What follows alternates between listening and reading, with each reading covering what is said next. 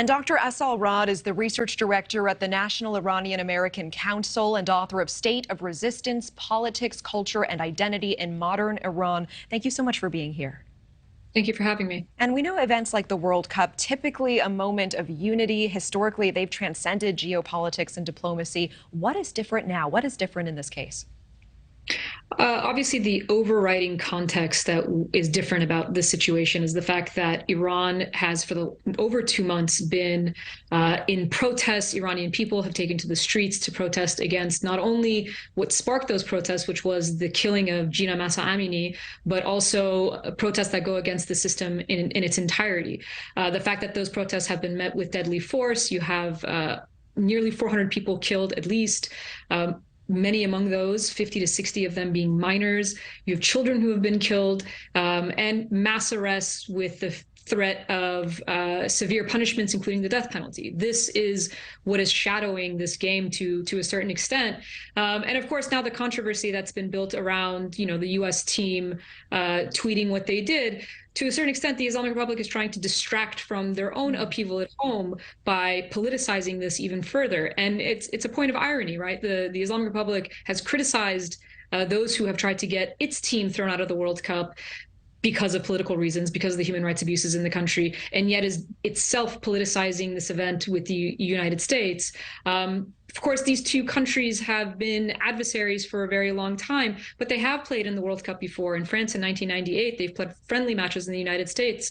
So while there is all of these tensions, it is still a moment where adversarial states can come together in a sporting match and play each other, and that is going to happen tomorrow. Appreciate that. And, our correspondent Evan mentioned this is not the first controversy for the Iranian team in this World Cup. They did stay silent. They refused to sing the national anthem before their first match.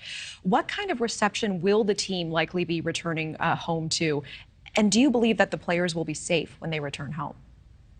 The national team for Iranians has often been a unifying factor. And unfortunately, in this particular iteration of the World Cup, it's become much more divisive because of the political situation in the country. You have people who don't think that the players have made enough of an effort to show their support for the protesters. And you have those who are still supporting the team. You mentioned the fact that they didn't sing the national anthem in the first game. The captain, Ehsan Hajsafi, also paid his condolences to the families who have tragically lost people, as well as showing support for the protesters in an interview before the game with England last week. So there has been these shows of support from the Iranian national team, but for some people in Iran, that falls short of what they are expecting. At the same time, there are reports that their families are facing threats, that they are facing a lot of pressure while they are in Qatar and when they return to Iran. So, the reception from the people of the country might be mixed, but there's certainly a lot of pressure on them, and pressure that we've seen on other athletes like Elnaz Rekabi, who also tried to make a statement when she was outside of the country in a sporting competition. And these athletes face a lot of pressure when they go back home from state authorities who are using every measure, every tool at their disposal to repress the voices of dissent and the voices of protesters. Absolutely. Dr. Asal Rod, appreciate you helping us to continue to spotlight this. Thank you so much for your time. Thank you for having me. Thank you for watching. Go to newsnationnow.com to find NewsNation on your television provider. And don't forget to click the red subscribe button below to get more of NewsNation's fact-driven, unbiased coverage.